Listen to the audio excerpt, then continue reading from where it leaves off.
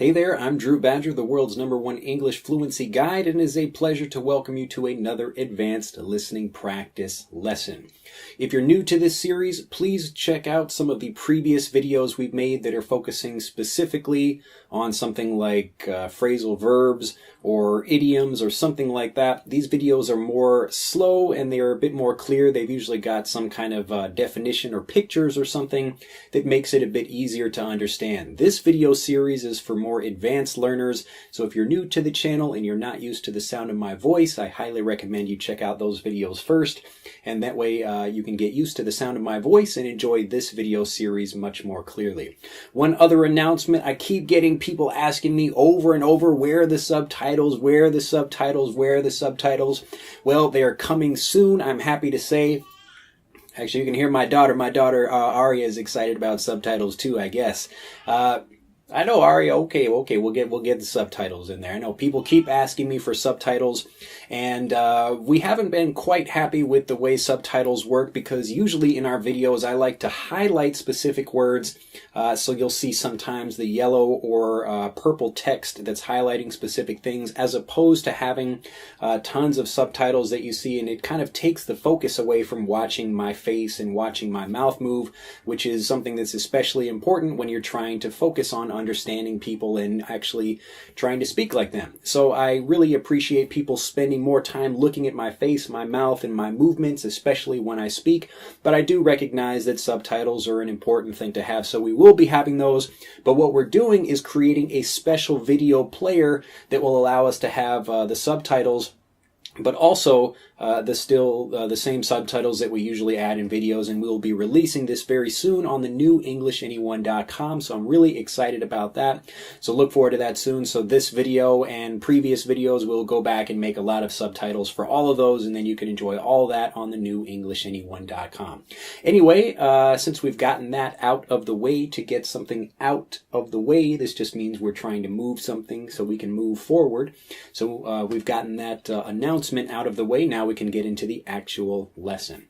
Well, this one is going to be another kind of a stream of consciousness thing. You notice I'm already trying to speak more quickly. I'm trying to just like let the ideas flow out as quickly as possible, and hopefully you're listening to that. Actually, you can take a moment, try to, when you're listening to this thing, you can go back and listen to things and try to actually speak along with me. Just try to take maybe 10 seconds or 5 seconds even, and try to repeat something so you can hear how I blend sounds, and you can actually try to blend sounds in the same way. But what I'd like to talk about in this lesson is kind of the language of the future. And if you understand where things are going in the world and you start learning and preparing for them, you're going to be much better prepared for what's happening in the future.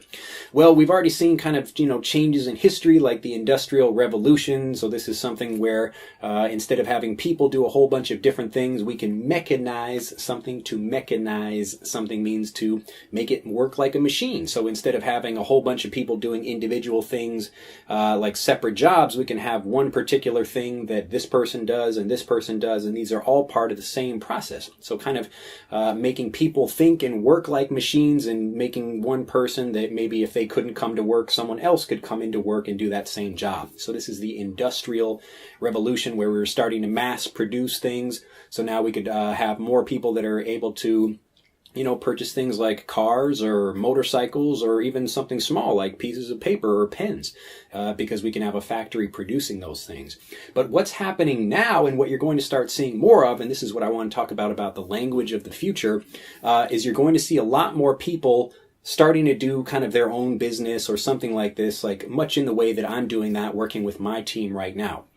Now, whether you think you're an employee or you're an actual business owner currently, or you'd like to become a business owner, something like that, you'd like to have your own thing, this is where we're going. So we're still going to have large companies that are doing more things, but if you think about what's happening in the future, now the technology is available for anyone to be able to connect with someone in a particular market in the same way that I'm connecting with you right now. So I can be sitting in my room, you can be in your car like watching this, or at home in your bed or in your shower or wherever.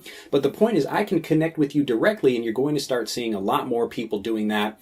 It's still early. When I talk to people about what I do, I say, I help people learn English, and I help people improve their speaking confidence and fluency. And I say, I do this all online. And I still don't know many people that actually do the same same thing I do. And I don't mean teaching English, but I mean actually not only trying to educate someone, but doing it online.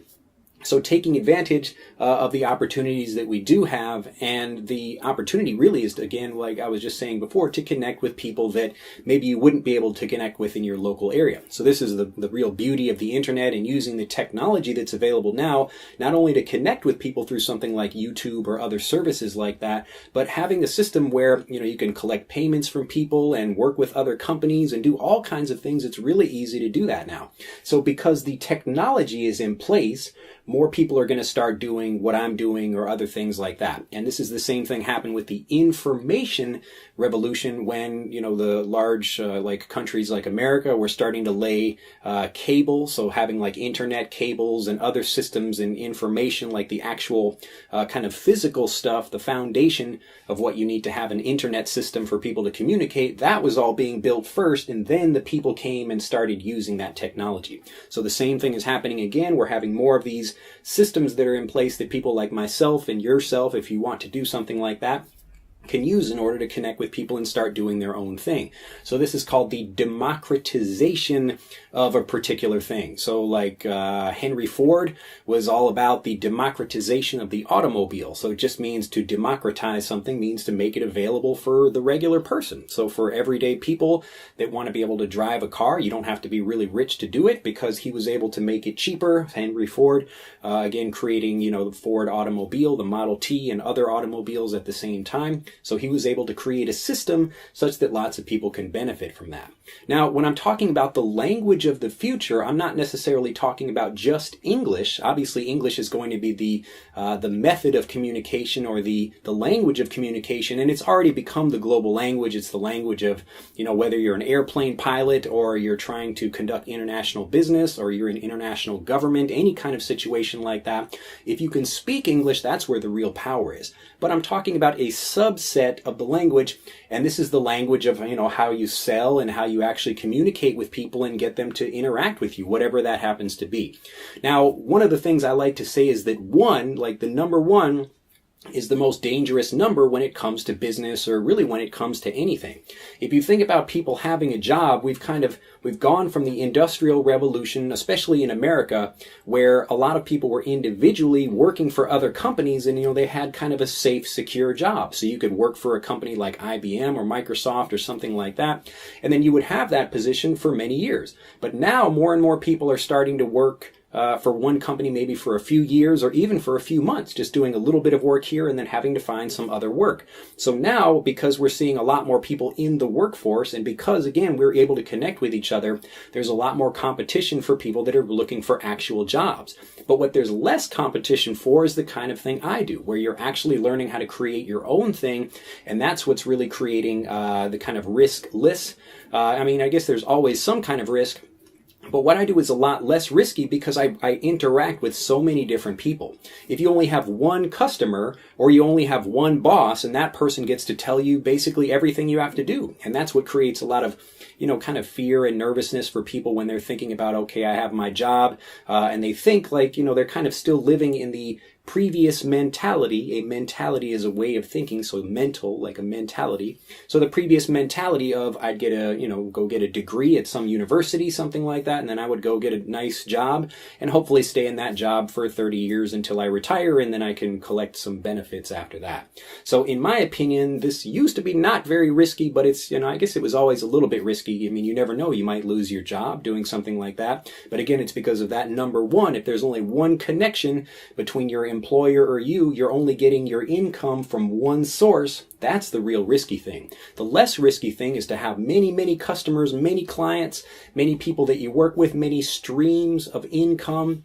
People talk about that as well. And that's why in these language learning lessons, I talk about, you know, the English language, obviously, but really what I'm trying to do is communicate different ideas that are important in the English language. And when you talk about learning the English language in the same way that I learned Japanese, when I was thinking about it, like at first I was like, okay, I'm going to study the language. So I get a language textbook, and it's, you know, got a few ideas about here's this verb or this adjective or whatever. And so you get lists of things and you learn them, but it doesn't really help you in actual conversations because it's not really teaching you exactly how you should be speaking. It's not giving you good examples of that. So when I changed the way I learned and started thinking about how can I actually do something I enjoy and then learn Japanese through that. And that's exactly why I teach English the way I do now, because I was able to finally get fluent in Japanese. So because I was able to do that and seeing how the actual fluency comes from using the language while you're doing something you're enjoying, but just in the language you want to learn it in, that's the way I teach. Now, the same idea of not wanting to be like, this like number one, which is very dangerous. Again, one source of income where you're just working for a boss and you don't have any other, like, you don't own real estate or stocks or have a business or anything like that. That's the real risk now. So the best way to prepare for this is not only to learn English, but also to learn the language of the future. And this is how you're actually learning to sell and communicate and express yourself. Now, again, it doesn't matter if you want to have a job where you're actually working for somebody else or you want to have your own business. If you're unable to communicate clearly, if you're unable to express what you want, get other people to take the actions you want, and it doesn't matter, again, if you're trying to sell someone, you want to get another person to take an action that you're asking them to take, or if you want to do something like within a company, say, hey guys, I have this proposal, and I think we should try doing this thing, such that you want some other people in your company to take a certain action. In all of these things, you have to learn how to communicate with other people, how to persuade them, and how to get them to do what you want.